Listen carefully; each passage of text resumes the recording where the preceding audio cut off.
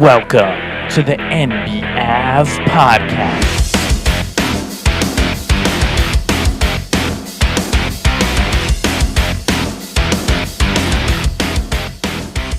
Welcome back to NBAV, the NBA Avenue podcast, where we are Monday morning, November 4th. We'll recap the 3 games of basketball we saw last night on November 3rd, and then we'll preview the full slate of NBA action. You've got every single team in the NBA playing tonight.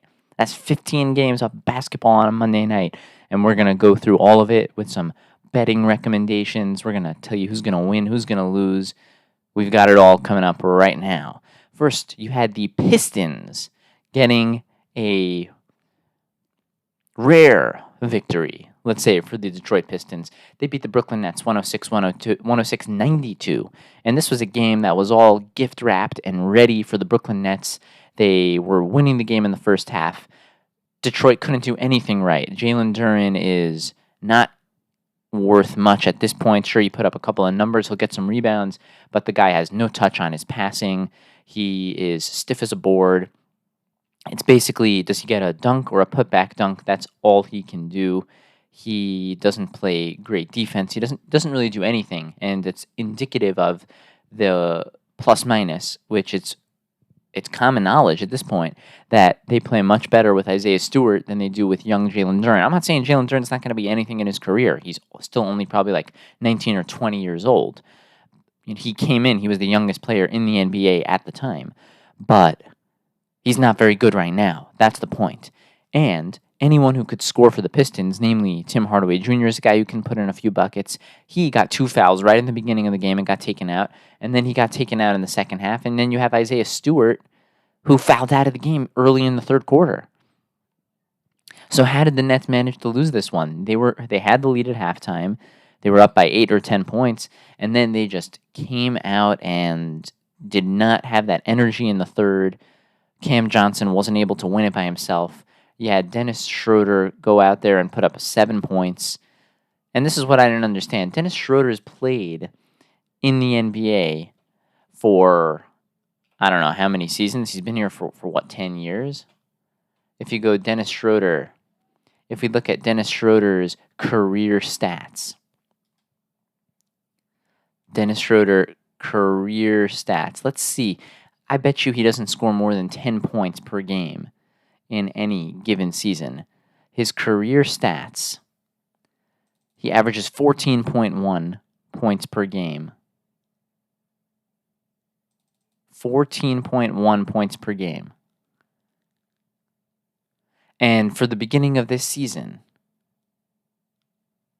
he was averaging well over 20. He was averaging close to 30.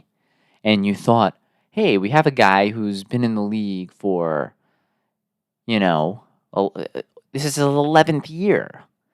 He's a 14-point per game guy in this era of the NBA. And now he's suddenly just going to become a 30-point per game guy in his 11th year.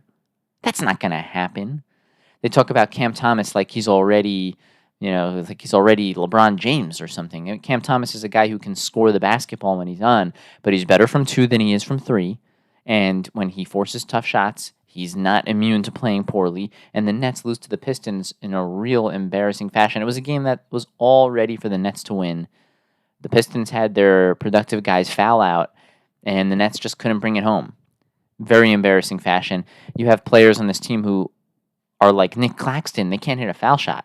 If you would foul Nick Claxton, if you would do Shaq Claxton, he would miss 1 or 2 free throws every single time. That's how bad he is of a free throw shooter. There were points in the game where they had Finney Smith playing as the center, as the key center in the game, going up against Jalen Duren one-on-one, and it was just a dunk fest. It didn't make any sense. The Nets had no big man. Ben Simmons actually has a good awareness of where shooters are around the perimeter, especially in the corners and on the wings. He's able to get them the ball for some good looks, which we saw that Cam Johnson cashed in on many of those, scoring 26 points on the night. Really the only bright spot for the Brooklyn Nets. Yeah, sure, Cam Thomas scored 17 points in 31 minutes, though, and he did not have a very efficient night. A couple of decent minutes from Jalen Wilson, but ultimately the Nets really squandered this one. If you look at the Pistons, who had a good game? Maybe just Tobias Harris. Duren was all right, and he could have been horrible if the Nets would have just tried a little bit harder. Cade Cunningham didn't have a great game. Jaden Ivey didn't have a great game. Fontecchio is ready to find his one-way pass out of the NBA. I mean, this was an embarrassment that the Nets lost this game. A true embarrassment. Then you had the Atlanta Hawks beating the Pelicans, which I saw happening. I saw this one from a mile away. You had the Pelicans. They have nobody left.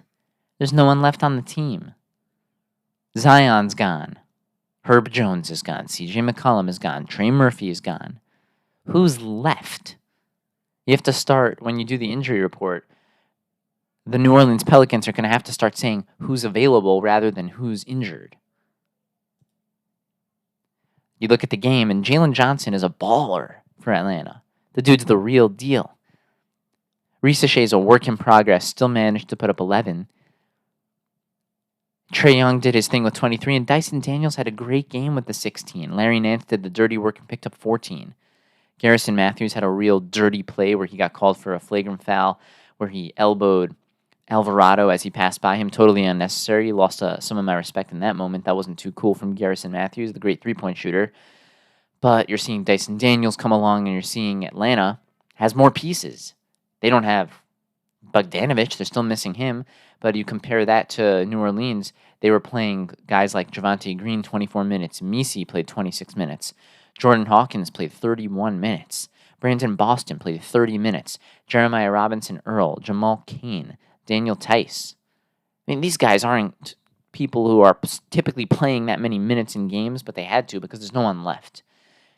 And Brandon Ingram's not going to just take this team to the promised land on his back.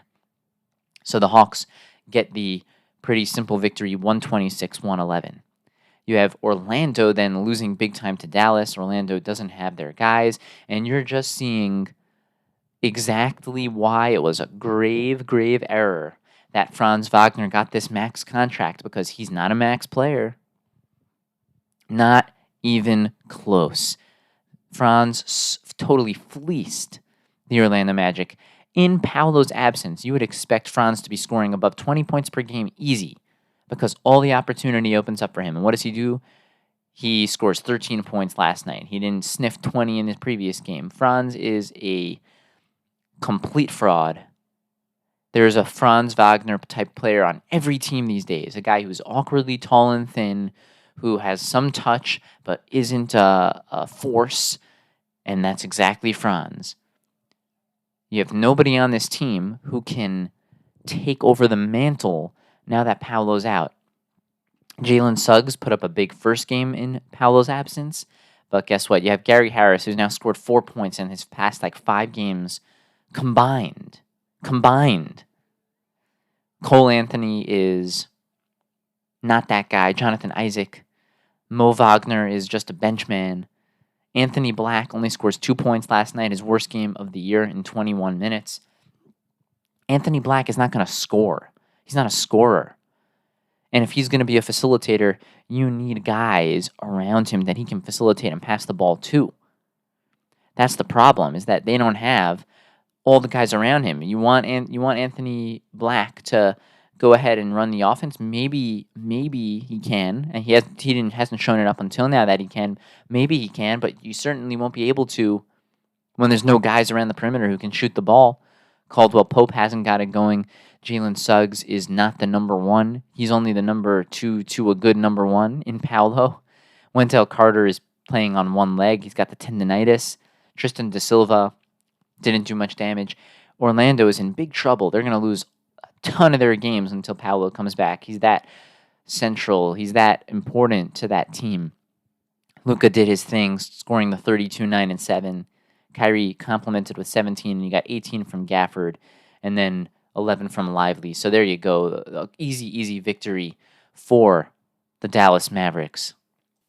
But moving on to tonight's games, in the first matchup, you have the Bucks in a rematch against the Cavaliers. Now, the Cavaliers barely won the previous encounter. So If you want to look at this game and use Milwaukee to get that plus money and use them in a couple of parlays to boost up your odds, I don't think that's a bad bet. The Bucks are desperate at 1-5, and the Cavaliers aren't going to win every regular season game. They're 7-0. They're going to lose one eventually. So I actually like the move of going on the Bucks to get a regular season victory here. It's just one game.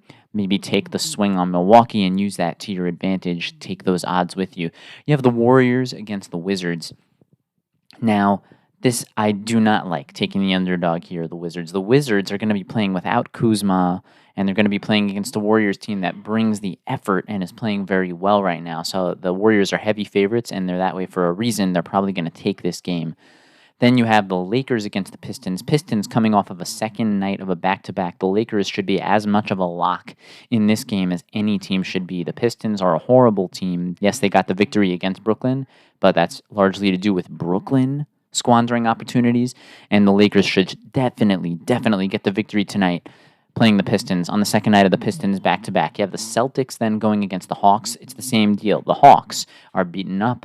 They don't have Bogdanovich, and they'll be playing against the juggernaut Celtics, who will be fresh, and the Hawks are on the second night of back-to-back. So you're not going to get good odds going with the Celtics here, but the Celtics are a pretty obvious victory against the Hawks tonight. You'll have the Grizzlies going against the Nets, and it's the same kind of deal, except the teams are a little bit more evenly matched up because the Nets, yes, they lost yesterday, and they're going on the second night of a back-to-back at home in Brooklyn. The Grizzlies should win the ball game. The only problem is Desmond Bane is out for the Grizzlies.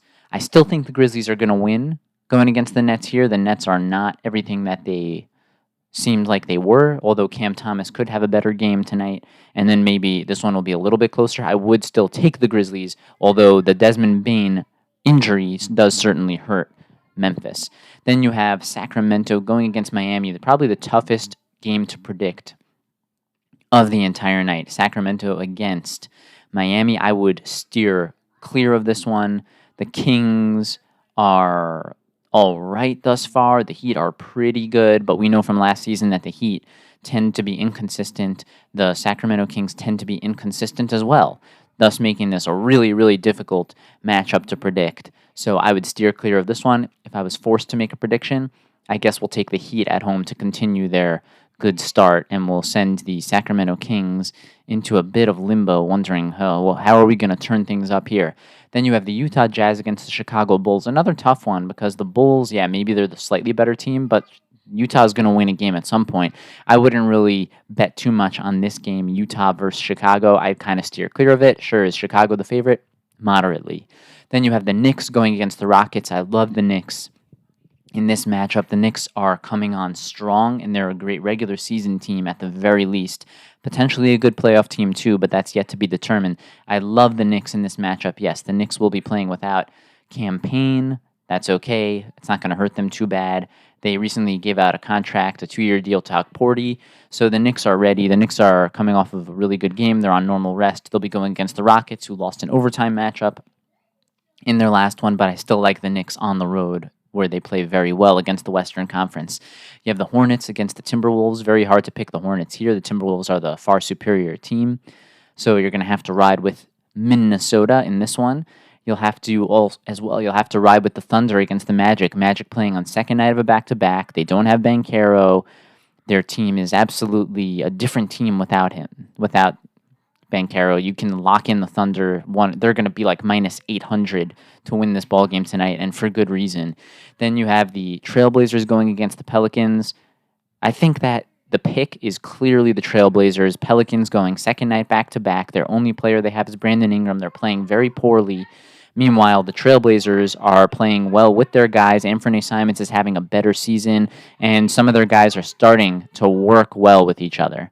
So I would love to take the Trailblazers, use them in a couple of parlays, Trailblazers to win, and I think you'll be happy that you did. You have the Pacers against the Mavericks. This is a little bit one of the tougher ones to predict. The Mavericks are on the second night of the back-to-back, but the Pacers have a couple of players out with injury. None of their most important guys, but certainly some secondary guys are out with injury. So I would like to take Dallas, but Indiana has a strange habit of playing well against Dallas and also playing well against random competition and then playing poorly against other competition. So it's a tougher game to predict, although I would still ride with the Mavericks to take it, although they're on the second night of a back-to-back. So there are a couple of reasons to think that maybe Indiana can win this game.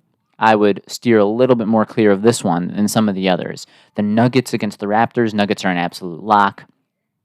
They are playing without Jamal Murray, so you can lean heavy on Jokic to score over 30. You can lean heavy on Jokic to put up several three-pointers. You can lean on Jokic basically in every way. And then I would also lean, if you're a betting man, I would lean on Christian Brown, because Christian Brown is coming on right now. And if Jamal Murray's not going to be there, I think Christian Brown could put up a 20-point game here. So lean heavy on Nuggets, Jokic, Christian Brown to go make some dough. Then you have the Sixers going against the Suns. Paul George is going to be suiting up for the Sixers. I don't think that's really going to help them here, because now they're going to have to integrate Paul George in. Maybe it'll help them slightly because Maxey will have more opportunity, but I still think you got to take the Suns here to win the game. The Suns are playing very well, and they'll be at home in this one. The Sixers are going to have to integrate. It's possible that George being on the floor could unlock something for Maxey, but until proven otherwise, I would take the Suns against the Sixers. Then you have the Spurs against the Clippers. This one's a tough one. The Clippers play every game pretty well. The Spurs have been heating up, so I would just steer clear of the Spurs Clippers in this one. If I was forced, do you want the underdog, the Spurs? They're playing well. Sure, you can take the Spurs if you want, but ultimately I'd steer a little bit clear of this one. And this is an absolutely insane night of NBA action. We'll have a lot to talk about tomorrow night, a lot to talk about tomorrow after or later tonight after all of these games. Every team, no matter who you root for, you're going to get something tonight. As always, we're your source for a great time every time. And until next time, we are out.